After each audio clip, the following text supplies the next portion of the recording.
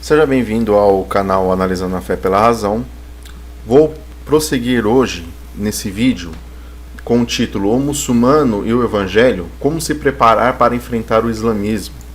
Parte 2, prosseguindo o esboço que eu comecei no vídeo anterior, na nossa playlist Analisando o Islamismo, onde eu estou trabalhando com o capítulo 3, intitulado Os Evangelhos, do livro Meu Grande Amor por Jesus me conduziu ao Islã. Tá? Esse livro aqui foi escrito por Simão Alfredo Caraballo. Ele é um ex-cristão que viveu nos Estados Unidos e abraçou a fé no Islã, conforme suas experiências pessoais e reflexões, e ele expõe o seu testemunho de conversão, ou de reversão ao Islã, porque muitas pessoas não sabem, mas para o muçulmano não existe o processo de conversão como existe, por exemplo, no cristianismo.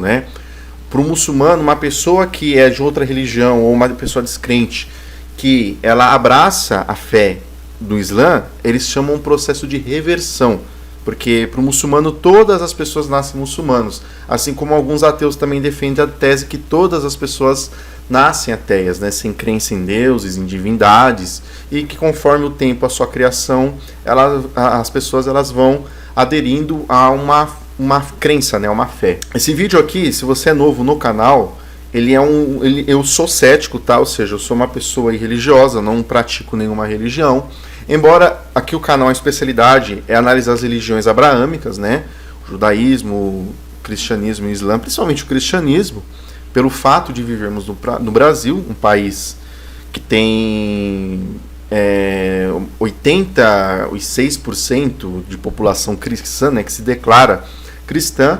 Então, se você não conhece o canal Analisando a Fé pela Razão, eu convido você a inscrever-se no canal, dar o seu like no vídeo, caso você acha que seja merecido, e também curtir nossa página no Facebook. Você vai perceber que o trabalho aqui é um trabalho cético, sério, honesto. Procuro tratar de teologia de forma séria e racional, e esses vídeos que eu estou fazendo referente ao islamismo, eu justamente estou expondo isso, uma visão do lado de fora, referente ao que o muçulmano ele pensa sobre o cristianismo. E para isso, nada melhor do que usar um testemunho de um ex-cristão que se converteu ao Islã para expor esses pontos, beleza? O foco aqui não é propriamente atacar o cristianismo e defender o Islã, de forma alguma. Eu não estou aqui defendendo nem o Islã e nem o cristianismo, mas principalmente para aquele cristão fundamentalista que acha que o cristianismo é uma verdade absoluta, que todo mundo no final das contas vai se tornar cristão, tá? E principalmente ele tem uma preocupação de missionária, evangelística, de se levar ao Jesus cristão dele às nações que ainda não professam a fé cristã. Essa série de vídeos vai ajudar essas pessoas a refletirem melhor sobre um ponto de vista diferente, tá? Ou seja, eu como cético tratando como que o muçulmano que já teve experiência cristã enxerga o cristianismo, beleza? Bom, aqui eu trabalho com esboços no canal. Quem já acompanha o canal há muito tempo, já há um certo tempo, já sabe como que eu costumo trabalhar aqui. Eu já li essa primeira parte do esboço que está sendo exposto aqui. Eu vou prosseguir a leitura. Aqui o texto vai dizer da seguinte forma, prosseguindo a leitura. Inclusive, tá só um outro detalhe. Quem já acompanha a página e quiser o acesso a todo o texto que eu vou trabalhar nessa série, eu já postei já lá na nossa página no Facebook, Analisando a Fé pela Razão.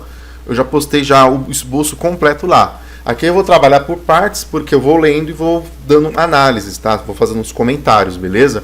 Mas já tem todo lá. Quem quiser acompanhar, ler na íntegra o esboço, ou também quem quiser ter o interesse de baixar esse livro, também existe em Word por aí. Depois eu vou até postar o link aqui para quem tiver o interesse, claro, ler esse livro, Meu Grande Amor por Jesus me conduziu ao Islã. Tá bom?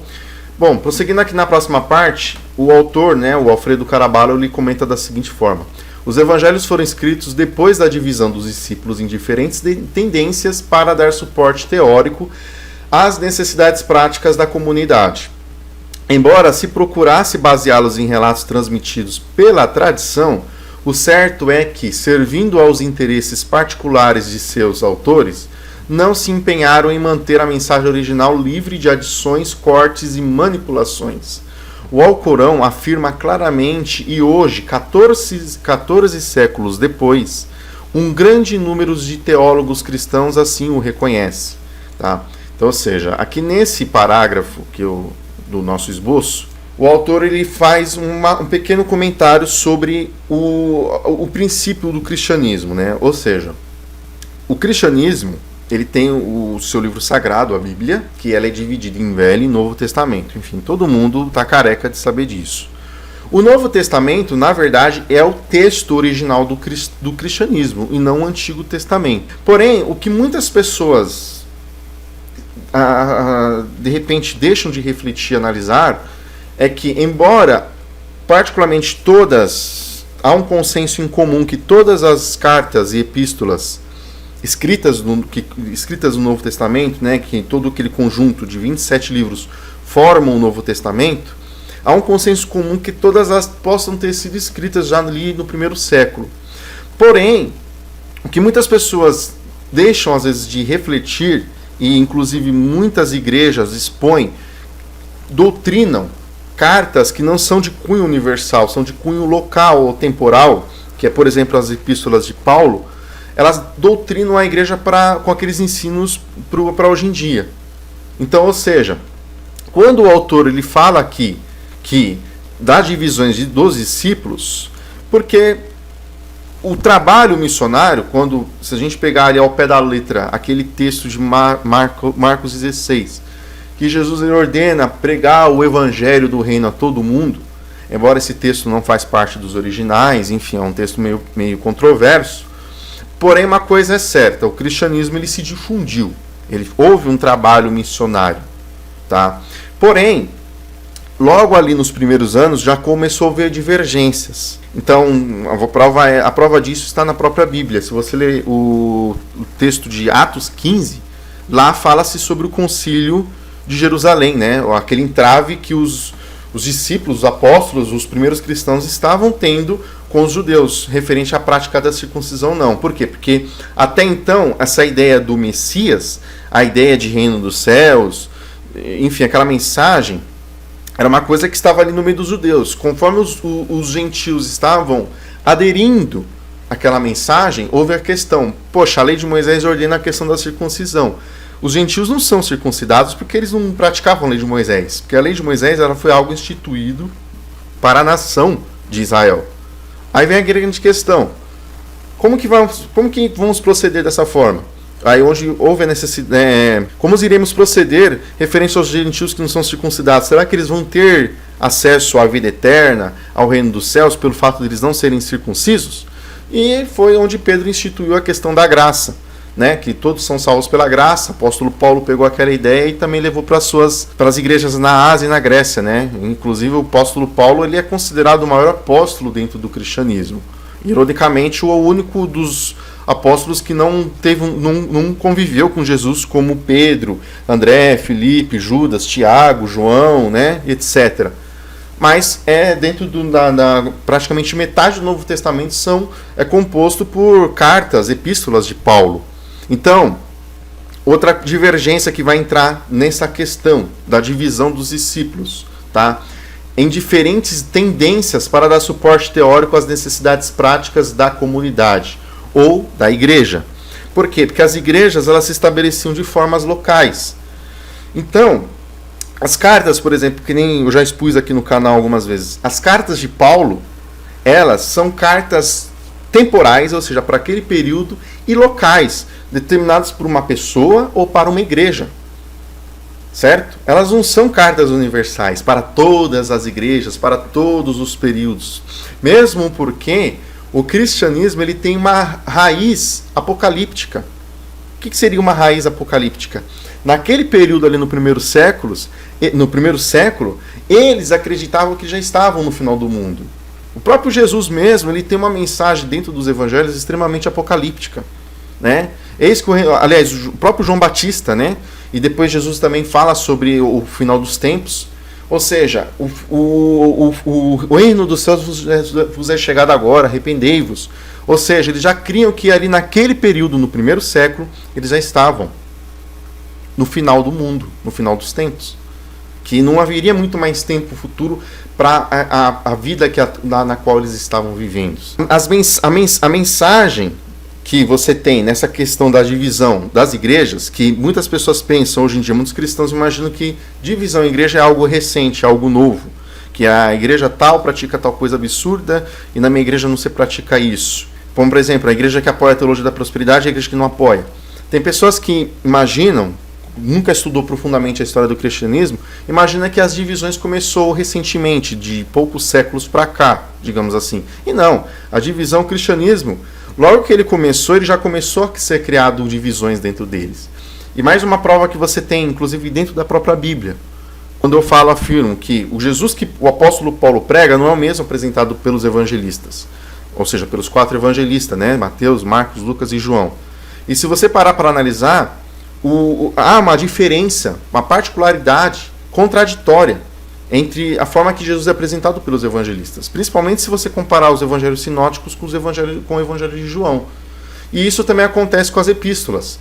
Pedro, né, existe a primeira e segunda epístola de Pedro, que no caso é considerado o chefe da igreja a igreja cristã no primeiro século.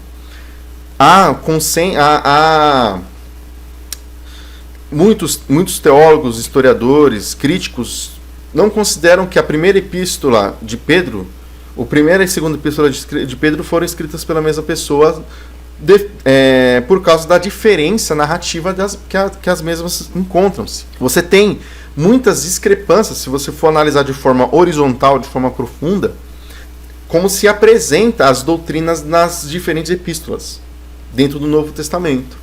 Outro exemplo também, Epístola de Hebreus. A Epístola de Hebreus, ela admirada por muitos cristãos, mas também extremamente criticadas por críticos, por céticos, por estudiosos, justamente por causa disso. A forma que lá, por exemplo, se apresenta Jesus como um sumo sacerdote, sendo que Jesus em nenhum momento dentro dos evangelhos, ele se declarou um sumo sacerdote. Mas por que isso? Por causa da destinação. Quando uma epístola ali foi escrita, naquele período, o autor, geralmente ele escrevia para uma igreja local. E ele estava trabalhando com uma necessidade da época presente na qual aquela epístola estava sendo escrita. Por isso que há uma certa divisão, não há uma harmonia perfeita. Não há. Eu convido, se você acha que há uma harmonia perfeita no Novo Testamento, não há. Se você estudar de forma séria e aprofundada, você vai perceber que não existe essa harmonia. Então, ou seja, o Alfredo Carabalo, aqui nesse texto, ele está querendo expor dessa forma, apontando que há uma problemática na divisão, já lá na raiz do primeiro século do cristianismo, entendeu? Embora, né, as procurassem baseadas em relatos transmitidos pela tradição, né, o certo é que servindo aos interesses particulares de seus autores. Como também eu expus no vídeo anterior, e vou comentar de novo, Lucas 1. Tanto Lucas 1 quanto Atos 1, Lucas, ele fala que ele precisou estudar, de acordo com o que foi falado, com o que foi analisado, ele pegou todos aqueles relatos acerca da vida de Jesus para passar para o tal do Teófilo. Enfim, e ele, dependendo por exemplo, na João Ferreira de Almeida, ele fala que ele escreve por conveniência, e não por uma inspiração divina. Você pode conferir isso na sua Bíblia. Enfim, não se empenhar em manter uma mensagem original livre de adições, cortes e manipulações. Então, ou seja, além de você ter uma problemática do primeiro século, na raiz do primeiro século ali naquela igreja primitiva, no segundo século, quando começou a surgir o gnosticismo, que foi uma grande praga no seio da igreja primitiva, houve-se a necessidade dos pais da igreja, ou seja, a liderança de cada igreja local, né, os pais da igreja, Tertuliano, Clemente de Alexandria, enfim, diversos pais da igreja, eles tiveram a necessidade de filtrar o que deveria ser considerado um canon sagrado, algo que a igreja deveria considerar como sagrado, porque a necessidade de se escrever, da escrita, de passar a doutrina, o ensinamento de forma escrita, é para que aquilo se perpetuasse. Começou a surgir diversos evangelhos, diversas epístolas mesmo após a morte de todos os apóstolos, começam a surgir textos, epístolas e cartas atribuídas aos apóstolos de Jesus, mesmo eles não estando vivos mais. E naquelas epístolas havia uma mensagem que ia contra o que os pais da igreja, de uma forma geral, estavam numa concordância, digamos assim. Mais para frente também, quando a igreja, pelo Concílio de Nicéia, enfim, decidiu realmente o canon, quando foi decidido o canon, o que a igreja iria crer, o que a igreja não iria crer, o que ia ser considerado certo e errado, foi, no caso aqui, o Alfredo Caraballo, ele fala que a mensagem original, até então, passou por adições, cortes e manipulações. E o Alcorão já não. O Alcorão, o muçulmano, ele vai defender que o Alcorão, ele já não passou por esse processo que a Bíblia passou. Então, ou seja, o muçulmano ele vai defender que o Alcorão é a única revelação de Deus, porque não passou por todos esses processos que a Bíblia passou. Mas, obviamente, o Alcorão vai ter diversas problemáticas também, certo? E eu, como um deísta, assim como os amigos agnósticos, os amigos ateus, não cremos que em revelações divinas, ainda mais de forma escrita, certo? Mas, se você parar para analisar, eu, por exemplo, vou falar algo que eu percebi, realmente, as argumentações de acusação do muçulmano referente a qual livro seria assim mais isento, menos problemático entre a Bíblia e o Alcorão realmente ele vai ter uma defesa mais forte. Eu, por exemplo, vou falar pelo que eu percebi, não defendendo o islamismo, mas sim comparado com a Bíblia. Realmente aqui o autor ele quer expor que o Alcorão ele já não passou por esses processos que comprometeram a mensagem original do que foi transmitido, do que viria a ser, do que é realmente a essência original inspirada e do que não é. Cabe ressaltar que esses 4 citados não foram os únicos evangelhos compostos dos séculos seguintes a partir da partida de Jesus, né? Ou seja, houve muitos evangelhos que é considerado os evangelhos apócrifos, né? Diversas cartas e epístolas também que foram atribuídos aos apóstolos, mesmo após a sua morte, a igreja baniu tudo isso, tá? E é só que a maioria dos apócrifos eles são de origens gnósticas que começaram a ser escritas no século II, né? Então, ou seja, como diz aquele velho ditado, o homem cria deuses à sua imagem, semelhança e interesse. Assim como hoje em dia, se você pegar aqui um cenário brasileiro, que em cada esquina que você andar, você vê uma igreja, e cada igreja, ela pega, por exemplo, a Bíblia, e prega a Bíblia da forma que lhe convém, interpreta, né, da forma que lhe é conveniente, isso não é algo novo. Isso sempre aconteceu, não também somente no cristianismo, em outras religiões acontece. Mas como estamos tratando de religiões abraâmicas, e fazendo um paralelo entre o Islã e o cristianismo, o gnosticismo nada mais é do que um fruto de imaginação própria. Só que, diferente da ortodoxia aprovada pelos pais da igreja, do que é o que a igreja tinha que seguir, do que a igreja não tinha que seguir, que também se for analisado de forma racional, também foi uma coisa criada pelo ser humano, por homens poderosos, que tinham o poder de decidir o que é certo e o que não é, esse vai e esse não. Ou seja, também eles tinham uma concepção, algo que satisfazia a vontade deles. Mas, por causa da ortodoxia, o que não estava em harmonia, em acordo com o que eles pregavam como algo ortodoxo, era considerado herético. Beleza? Prosseguindo aqui, havia outros como o Evangelho de Jacó, o de Pedro, o de Tomé, o de Filipe, o de Barnabé, entre outros. O Evangelho dos Hebreus, por exemplo, composto na mesma língua falada por Jesus e pelos habitantes de Nazaré, nega a divindade de Jesus e o considerava um grande profeta de Deus. Não mais que isso. Nos 400 anos que seguiram a partida de Jesus, os evangelhos segundo Marcos, Mateus, Lucas e João foram incluídos no texto principal que compõe o corpo da Bíblia, né? Ou seja, o Novo Testamento, o canon. O canon é aquilo que foi medido, aquilo que foi aprovado, certo? Por isso que tem esse termo canon. A Bíblia os declarou canônicos e o restante heréticos. Desde então, esses 4 evangelhos foram considerados a palavra de Deus. Mesmo assim, isso não foi obstáculo para que continuassem fazendo alterações, né? Como resultado, os evangelhos canônicos se encontram modificados é evidente como se explica que 2 a cada 3 edições são diferentes e contraditórias às anteriores. Então, ou seja, só para complementar o que foi falado no início do vídeo, se você pegar o que eu sempre falo aqui no canal, para você que tem interesse de entender melhor a Bíblia, o que eu sempre aconselho? Tem pessoas que já até vai saber de cor, que é importante você analisar um texto da Bíblia, como nós falamos em português, o que já não é a linguagem original bíblica, né, que seria considerado o hebraico e o grego, mas mesmo em português, você pegar ali uma João Ferreira de Almeida, uma King James, uma NVI, nova versão internacional, uma NTLH, nova tradução da linguagem de hoje, e fazer um paralelo daquele texto que você está lendo, daquele texto que você está estudando. E isso ajuda muito a compreender. Eu vou dar um exemplo aqui besta. Se você pegar uma Bíblia de João Ferreira de Almeida do século XIX, a palavra que você vai ler, no século XX, XXI, nós falamos Deus, D-E-U-S. No século XIX, a palavra Deus já era D-E-O-S, Deus. Não tinha o U, era o, Deus. Para se referir, né, ao Criador, ao Eterno, enfim. Tem a figura máxima do cristianismo, e também do Islã.